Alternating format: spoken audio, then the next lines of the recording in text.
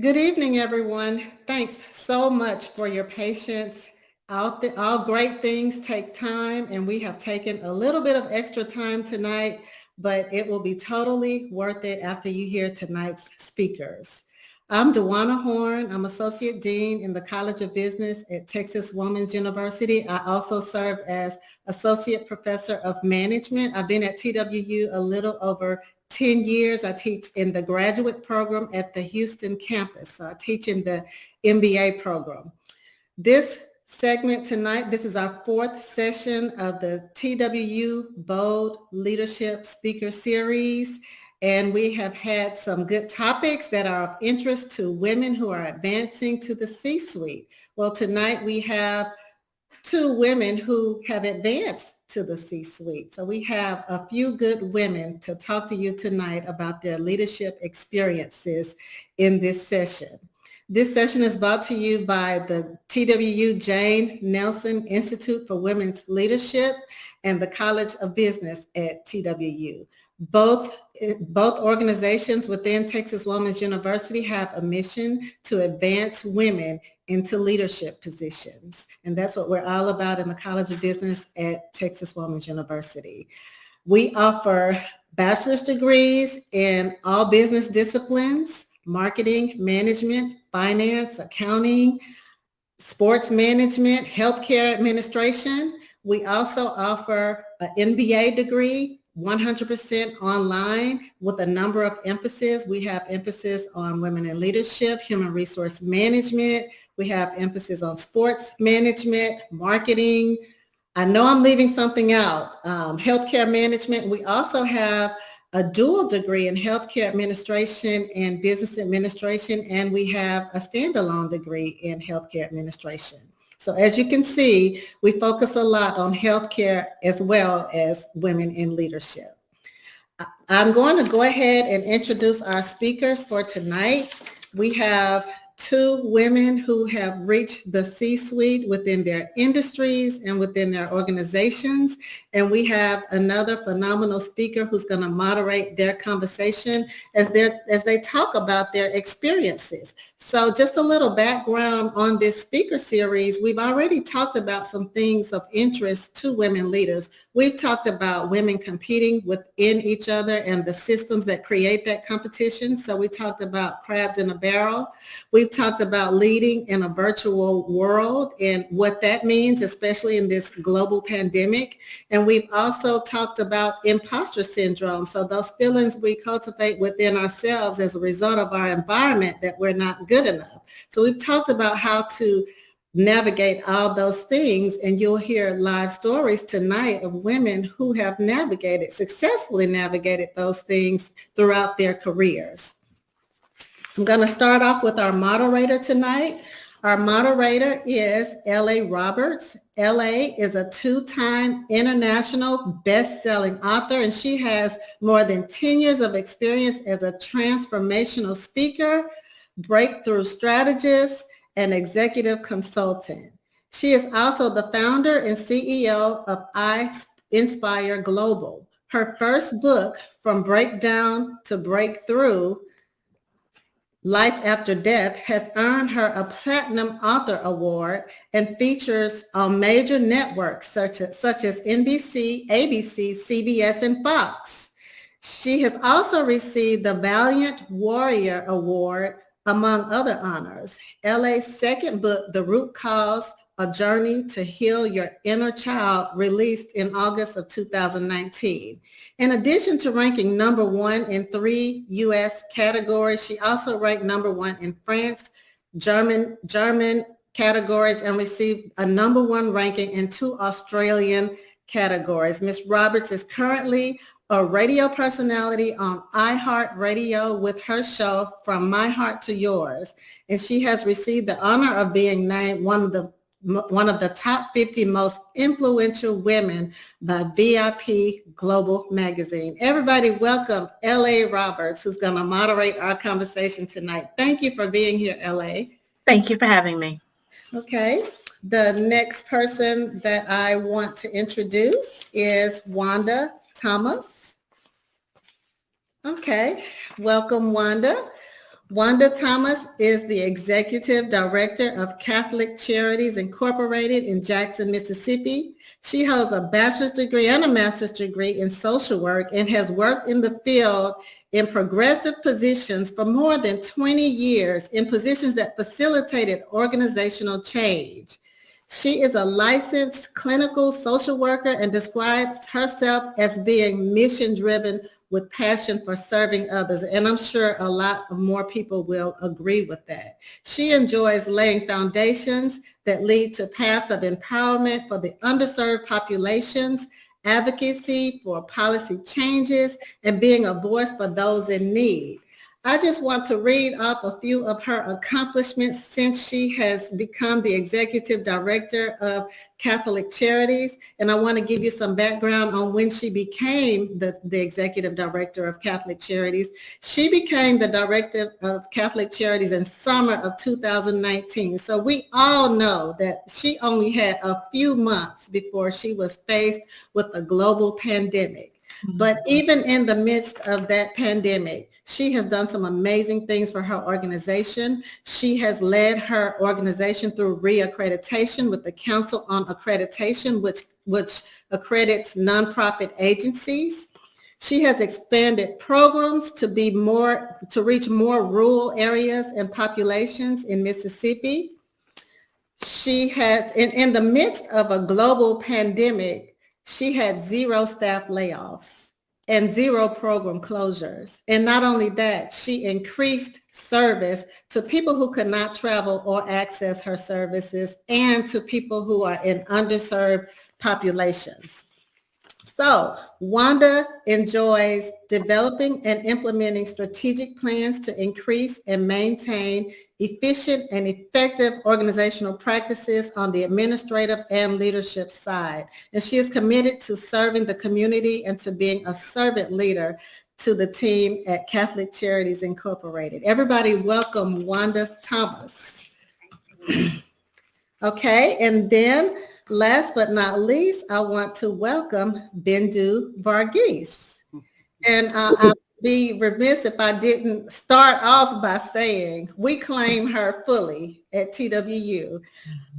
She got her undergraduate degree and her MBA from Texas Women's University. So with more than 20 years in healthcare, consisting of clinical and operational roles, Bindu Varghese brings a solid understanding of overall hospital operations to the hospital she serves. She has been with her current hospital for more than 14 years, so she has worked her way through the ranks.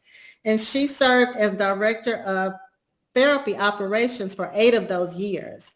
Bindu has a clinical background in occupational therapy and also holds a master's degree in business. Did I say from Texas Women's University? Okay. Since her time at Encompass Health of Sugar Land, she has led the team to its successful completion of many large-scale projects. Through her tenure as Chief Executive Officer, Bindu has gained a vast knowledge of planning, organizing, and directing the hospital to ensure quality patient care is provided and the financial integrity of the hospital is maintained. She is well-versed in compliance with applicable laws, regulations, policies, and procedures as it relates to the hospital. She has also served on Encompass Health National Therapy Leadership Board and Diversity Council. Bindu currently serves on the Board of Directors for Texas Women's University Foundation. Bindu is driven and passionate in providing quality care to patients and getting them back home to their loved ones. And might I add some context about her leadership role at Encompass Health? She started her leadership role in spring of 2019. So just like Wanda, she had less than a year in her role before she was faced with a global pandemic that heavily affected all healthcare organizations. So welcome, Bindu. Thank Okay. you so much. I'm so happy to be here with you guys. Great, and we're happy to have you. Thanks for coming. So I am going to go ahead and leave the stage because these women have some important things to discuss. I'm going to go ahead and leave the stage, and I will be back to wrap up our discussion. Thank you. Thank you. Well, hello, ladies. Hello. Hello there. How are you? I am absolutely amazing. How are you? Good. Thank you. You all are good. Well, first of all, I would like to just say thank you for allowing me the opportunity to be in the presence of such greatness. Listening to you all's, your bios, I'm like, seriously, I get to speak to these amazing women. And so just first being some of the most great people on the planet, thank you so much for allowing me the opportunity to even be in your space and to share the stage with you. That's number one. Second thing I want to ask you is I want to know, and I'll start with Wanda first. Okay. I want to know, what was your journey like making it into the C-suite? Like, how was that for you? LA, my journey started more than 20 years ago in the field of social work. I started out as a frontline direct service worker. At that time, never had sights set on the C-suites. Just wanted to serve people working on the front line. Little did I know that experience on the front line taught me how to meet people where they are, as well as being able to engage them. Those are two skills that really were needed on this journey to the C-suites. So after working the front line as a frontline team member, I then entered into some administrative roles where I worked with things such as research and practice in the social work field. And that gave me the two sides. I was able to see both sides for each perspective, the service side as well as that administrative side. So when you're going to expand your leadership in an agency, it really does serve you great to have both sides of those. And I think that helped me a lot with this journey because I was able to help our service staff see the big picture on the administrative side that comes along with sustainability when you're going to be a leader in your career and within an agency. So Yeah. It was kind of the journey from direct services to management role to now executive position. And you know what? I thank you for that because a lot of the time CEOs or, the ones that make it to the C-suite, they don't understand the people that are actually doing the grunt work, so to speak. They can't relate to the people that are actually in the field. And so for you to say, I started here and you have a heart for the people that are below you. So that not below you, but a heart for the people that are actually running the company, so to speak, that you can actually speak to. So that's really, really good. I appreciate you for saying that.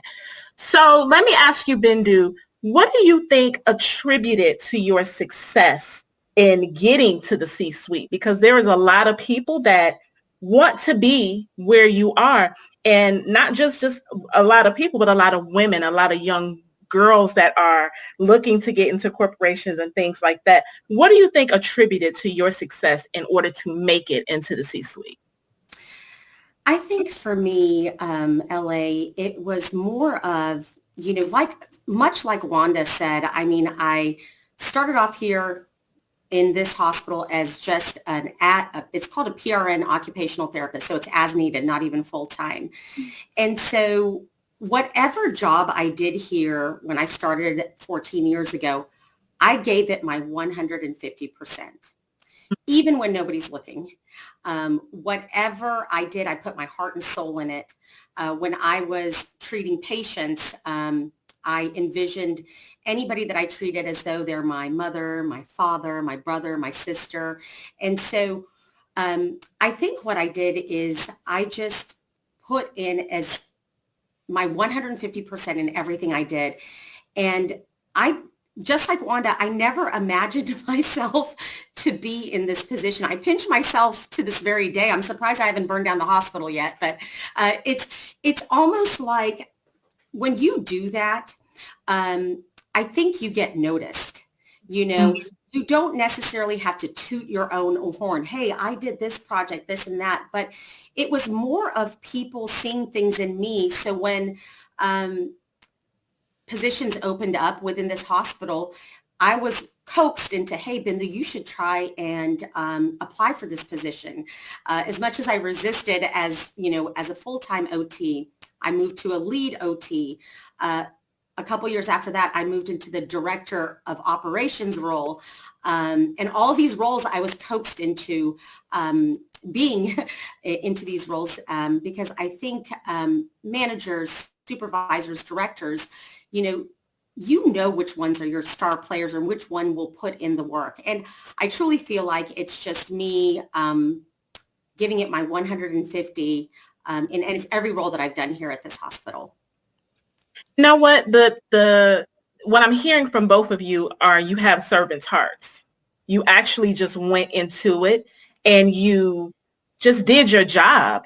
And then you looked up and then you were doing another job. And then you looked up and you just were doing another job. And through the entire process, you did it because this is what you love to do and you have the heart for it. And I think as CEOs, that's the most important thing because some people make it to the top just in the grind and the competition of it all. And they don't really get the whole picture, the full picture of the love of the people, the love of the work and wanting to do it. And so I congratulate you both for making it from the bottom, literally, and climbing up, basically not looking to climb, but being pushed up because you were both seen. And as women, that's basically what we need, to be seen for what we're doing, not just because we're women, but because the hard work is there. So let me ask you this. What is the best work-related advice you have ever received from someone that's close to you, or maybe someone that was just watching you from afar? Someone that said, you know what, I've seen you in the break room and I need to tell you this, girl. So what was that? Let me start with, I want that from both of you because I think that's good and juicy. Wanda, you go, and then I'm going to come back to you, Bindu. Years ago, a former male supervisor told me, when you finally learn and know your worth, that's when you will do great things. Now, when he said that to me those years ago, I didn't know what he meant, really did not understand it. I do now at this day and time, but it took me some years to grow. And that's what he said. When you grow and you learn your worth, you will then do great things. That's good. That is so good. I hope you all are listening to that because that is information that everybody needs to know. When you find your worth, when you tap into who you are on the inside, not on the outside, not what other people are saying you are, but who you know you are, then you go places that you never, ever imagined you would go. That is really good. What about you, Bindu? Yeah. And Wanda, I love that you said that because sometimes early on, you don't know your worth, right? And then once you figure that out, I mean, it's endless what you can do. But so to answer that question, just like Wanda said, when I was a treating occupational therapist, the CEO at the time, one day the director of operations was there and the next day they weren't. The CEO called me into her office and she said, Bindu, I think, you should apply for the director of operations role. And I said, no way. I don't know anything about management. I can't do it. I don't know. I'm going to fail. You don't want me to do this. And the one thing that she told me, and just like Wanda, I didn't understand it until years and years later. But she told me, she's like, Bindu, you need to learn how to get out of your comfort zone. And, of course I pushed. I was like, I don't know what that means. And I like being comfortable and, things like that. But those words have resonated so deeply inside of me. So when I mentor other, younger females, wanting to move into management roles, I have learned through the years that when you go into an uncomfortable situation or you get out of your comfort zone, you're about to level up.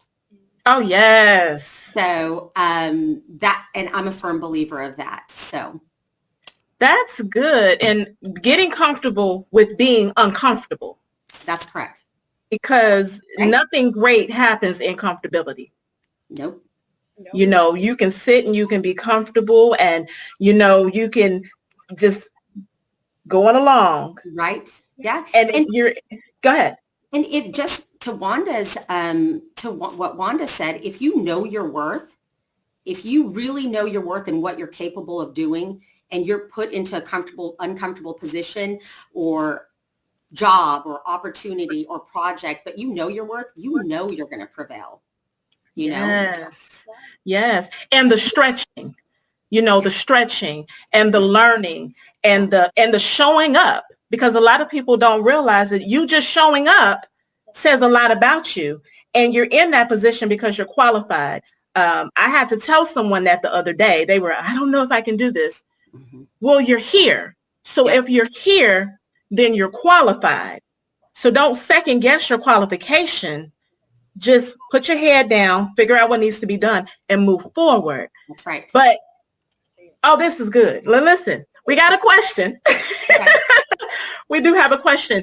All right. So Shamika Thompson, hey, Shamika, what hurdles did you face as women of color? Now that's really good, because we need to know that. And Ms. Thompson asked that question. So what hurdles did you face as women of color? Okay. I'll go first. So for years and for generations and still today, there are a lot of misconceived preconceptions out there for women, women of color. There are characteristics that to be a successful leader, you must have, such as being assertive, being competitive, being comfortable in making decisions. Now, for us as women, when we sometimes demonstrate those particular characteristics, they're viewed a little bit differently coming from us sometimes versus the males. Our assertiveness can be determined to be us being angry sometimes, or us not being competent in our ability and our skill. And that's not it. We just know as leaders what it takes to get the job done. But unfortunately, at times, because of our race or because of that gender, we're termed as something else instead of being that successful leader that's able to forge ahead and get things done. As we do. Bendo? Yeah. So for me, some of the challenges I faced being a woman of color is just kind of being overlooked in a room. In my company, there's 138 hospitals, and majority of the CEOs, and it's in 138 hospitals all around the nation, including Puerto Rico and just everywhere. And when I first started as a CEO, I was the first, there were women CEOs. They were not women of color, but I was the first woman of color to be a CEO. So what I noticed through this journey, you would be in a room with maybe predominantly male, and you would be overlooked in a conversation. Okay. And they're just looking over you like you're not there. Mm-hmm. And, you do have to be assertive and, find yourself at the table. You might need to push those elbows out a little bit and scoot on in and, and speak. And there is a very polite, professional way to do that as well. But it's speaking up, sometimes when you get in that crowd and you feel uncomfortable, get out of your comfort zone, even though it's uncomfortable, say something. You have things that you can say that are smart and intelligent. Those are some, I'll tell you a funny story, actually. When I got into this role as a CEO, I'm in this role and I had to make a decision regarding the hospital. And I happened to be in the room with three vendors and two of my male counterparts, my directors. And so I had to make a big decision, spend a lot of money on the hospital. Well, these men were just talking to the men over here when I was the one that was supposed to make the decision whether we were going to move forward or not. So I just sat back and I just let them talk. And then they came to the point like, are we going to do this or not? And I had to say, well, that would be my decision. So let's talk about this again. Since you guys talked amongst yourself, let's figure this out. So here are some of the questions that I have, but you have to make that space for yourself. If the door shut, I've said this before, sometimes you have the door shut or slowly shutting. You might want to just push that door open. The door shut in your face, climb through the window. The window's closed, come through the chimney. You've got to find it somehow. Right. There's always a crack in the wall. Slide through it. Slide on through. Yeah. And they'll go, I tried to keep her out, but you didn't close the vents. So, right. So I'm here and I deserve to be here. And that's really good. We have 2 more questions in the chat. We're going to keep this thing going because this is some great information. And I'm positive that people are learning from this. So let's see. Ashley Starr is asking, do you feel you are supported being in the upper echelons of the organization? So you know what? I'll start with you, Bindu, and then I'll come back up to you, Wanda. Yeah. I think I definitely do feel supported because the reason being is you have to earn respect. Even coming into this role, a lot of the directors underneath me were, older than me, and they're thinking, who's this girl coming in here thinking she knows this and that? And plus a lot of the directors who I was directors with, I'm now their boss. So it takes time. When you start having successes and you start building good rapports with your directors and other colleagues, I think I earned respect. And then I was supported from not only the hospital directors here at my hospitals, but even from the regional and the national teams. So it takes time, but I do feel that you were supported. That I was supported. Sorry, I was reading the next question. Yes. Oh, look, I was like, wait, go ahead, Wanda. And then we're going to come to the next question. I need to know this from Wanda, too, because that support is important, especially being a woman and then being a woman of color, then getting put at the top of the company. Sometimes it can be cold at the top. That's a song. I don't know which one it is, but it's cold up there. You don't want to be cold. That's right. And I'm glad you said that because I always tell people leadership, it can't be about a popularity contest. It can not, because in order to be supported and get that support, it goes back to absolutely earning that respect. So one thing I try to make sure I model is never to ask anyone to do anything I'm not willing to do myself. Oh, that's good. Played a strong avenue for me being able to be supported and get the respect, not only from the team members here, but from others out in the community, them knowing or seeing me and knowing I truly value and know what the term servant leader means. So that's how I work. That's how I lead. I'm here to serve the team. So I think because of that, and it did take some time, people had to see. People have to see. You have to demonstrate. You have to make sure that you're going to stand behind the words that you say. They have to see it in action. So because of that, trying to be an exemplary leader and model the behavior that you want others to do, I think that has helped me get the support and be surrounded by a lot of support. Now that's good. That is so good. You have to be the example. You have to be the example and remain touchable. I think sometimes people that are in higher positions or you CEOs, they're so untouchable. You can't ask them a question. You can't move. You can't talk to them. But to be open and to be in that position and to actually remember when you had a question, you wanted to know something, that remember when is always a good place to be because you got here, but just as fast as you can get here, you can fall back down. So be careful who you talk to. And okay, that's a whole nother conversation. Let's get on to this question that we have here. I believe this is Rama. Please forgive me if I've mispronounced your name. I do apologize. But let me ask your question. Did the organizations you worked at support your growth and moving up in leadership? So let's start with Wanda, then I'll come back down to Bindu, because I think you all have very, very interesting concepts on both of the questions. So I want to hear from both of you. I have been able to work at some organizations that were very supportive with growth and in my growth and leadership. Again, it goes back to people watching you, people paying attention to you. One very important thing we must always remember: what you do when no one else is looking and no one else is paying attention. That's right. Is always very important. It speaks to your character and it speaks to your work ethic.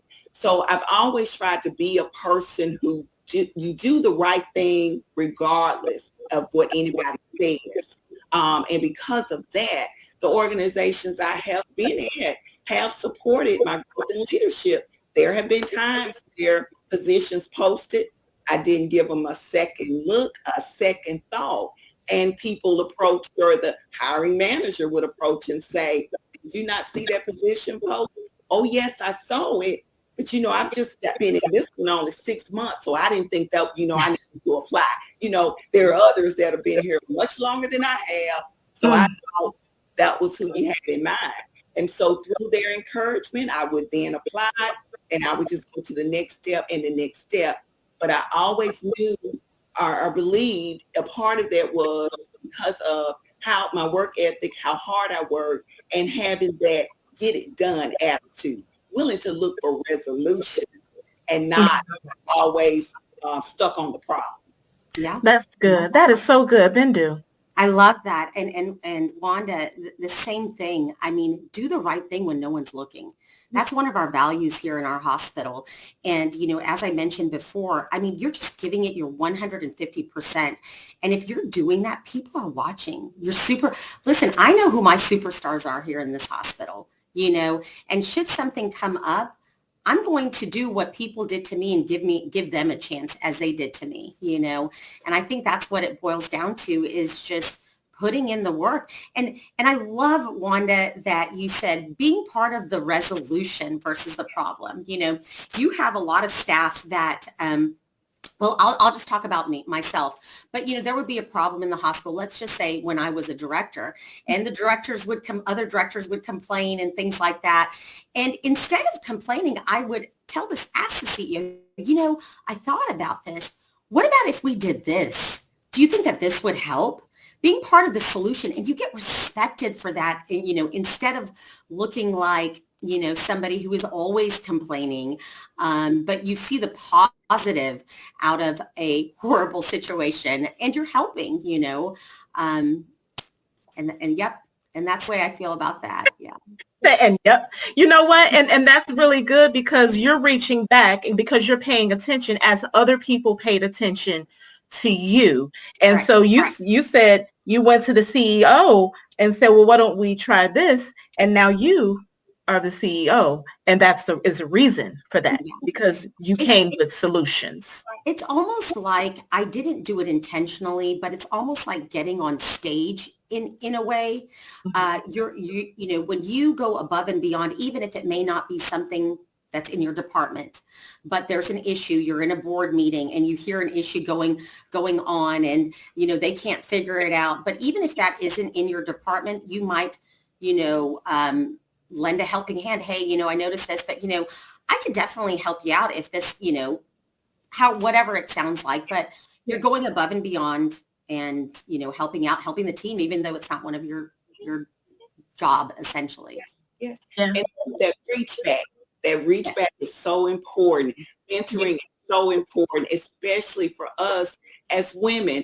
When you are in a leadership role, you should have a succession plan at all times. And a succession plan, identify some team members that you can pour into, reach back to, and mentor them, so they are comfortable enough to be willing to come to you to talk about resolutions, or this is an idea I have, let's try that. But that's a part of that reach back as well, and remembering where you were and where you came from, and reaching back and mentoring other women, encouraging and inspiring them to become leaders as well.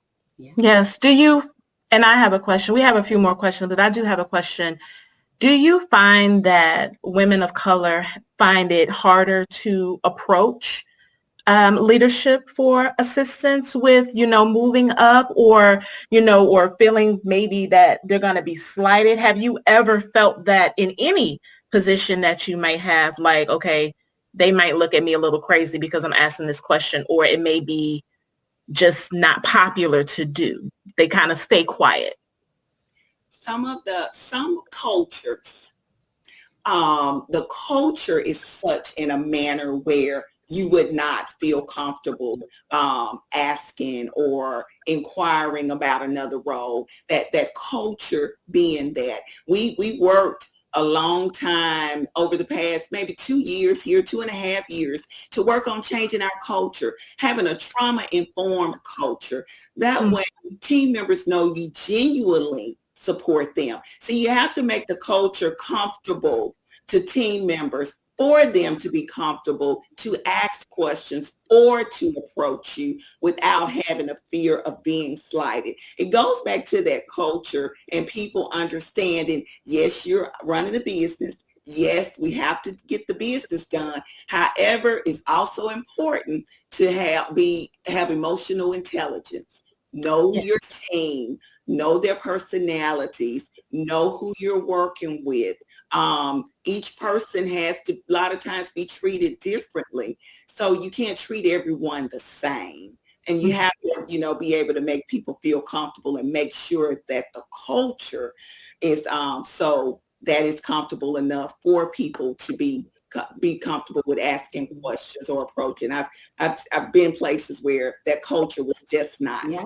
You knew not to do that. Yeah, it wasn't inclusive. Right. Do you run into that, Bindu, where people, you may see a spark in someone and go, well, come here for a second, let me talk to you. Yeah. Right.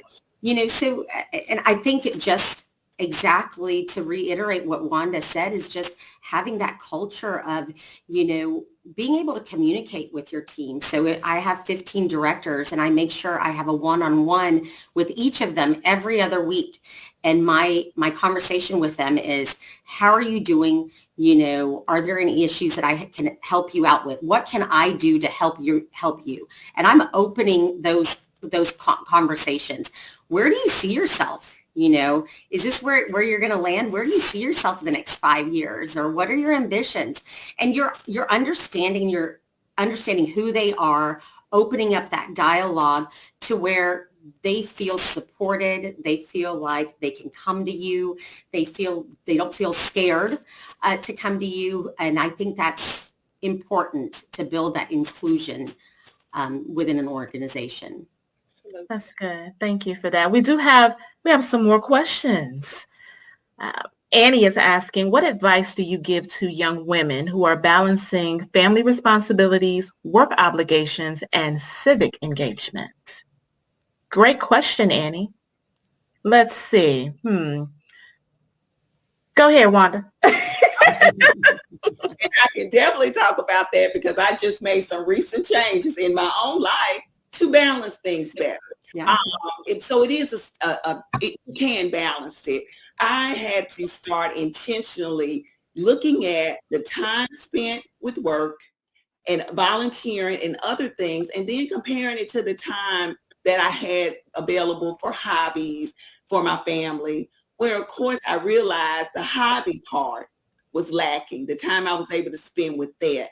And so now I intentionally set aside 1 hour in the mornings to go and do a hobby before work, something that makes me feel good, relaxes me, makes my day so much better.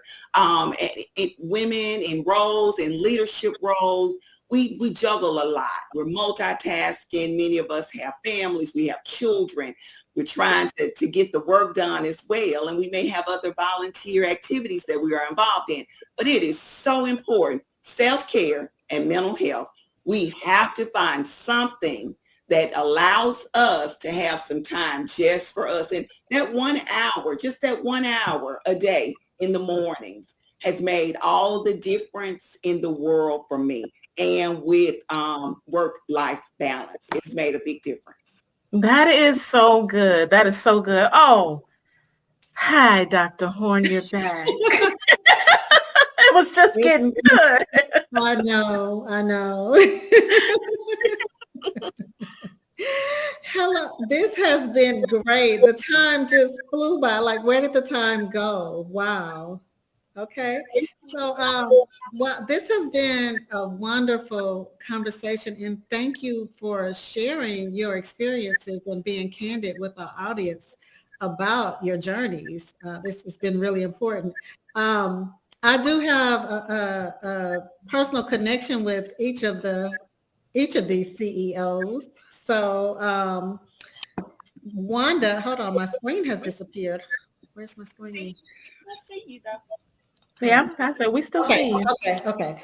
So Wanda is a longtime friend, and when she just I was listening to her until the end, and I'm totally confused now about this work-life balance thing. And I don't disagree that she's found some balance, but Wanda, what time are you doing this hobby in the morning? Because, and I'm asking you this because and I know that you are an early bird and you wake up, like she already knows, like, do not call me in the morning. Like, no. So I just want to know, so what time? From 6 to 7 a.m. Okay, so you really are setting aside, okay, because you get up pretty early. I was just wondering if you were getting up earlier. So that's good because work-life balance is very important. I mean, we have to, even though we occupy these positions, we still have to make time for family and for friends. And I have a personal connection with Bindu as well. Bindu graduated from our MBA program. And I was sitting here listening to her talk about, how, she'll do any job. She has a servant heart. And I can totally agree with everything that she's saying. I just remember it was only probably about 3 years ago. I remember her coming to TWU. I had a career fair at the Houston campus, and I contacted her to come and set up a booth. But I thought she was going to send somebody. And she came and set up the booth at the career fair and worked the booth. And we were recruiting for executive jobs for our MBA and healthcare administration people. And she came and set up the booth. So, she really does have a servant heart. And, just watching Wanda along the way, Wanda I call her the social work superstar. The social work superstar. Like, she really, when I tell you that she worked, like all of these, as you can see, I was typing in all of their advice.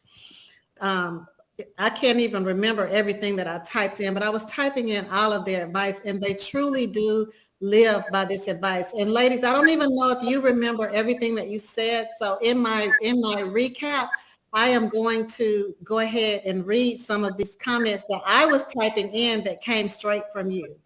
So, do what you love, know your worth, get out of your comfort zone and level up, show up, move forward, don't be afraid.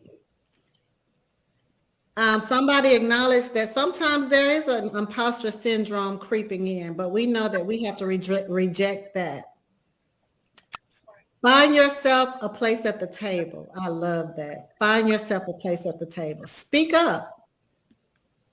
What else did you say? Respect is earned, and it's not a popularity contest. You should have a get it done attitude, and you should be willing to find solutions. Know your superstars, know your star players. Leaders empower leaders. Pay it forward. Go above and beyond. So have organizational citizenship behavior. Mentor future leaders. Have a succession plan. Okay, Jason is putting them up for me. Okay. Reach back. It's all about emotional intelligence. If you're not operating with those 5 dimensions of emotional intelligence, you may be left behind. Make sure the culture is such that people can ask questions within your organization.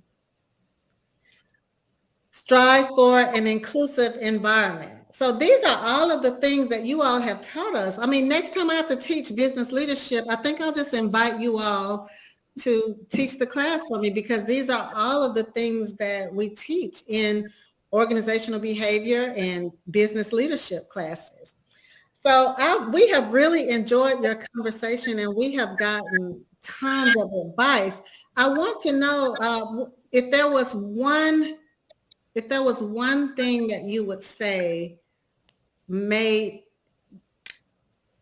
attributed to you being on this journey. Like, what is the most salient thing, the most important thing that you would say is the cause of you being in the position where you are today?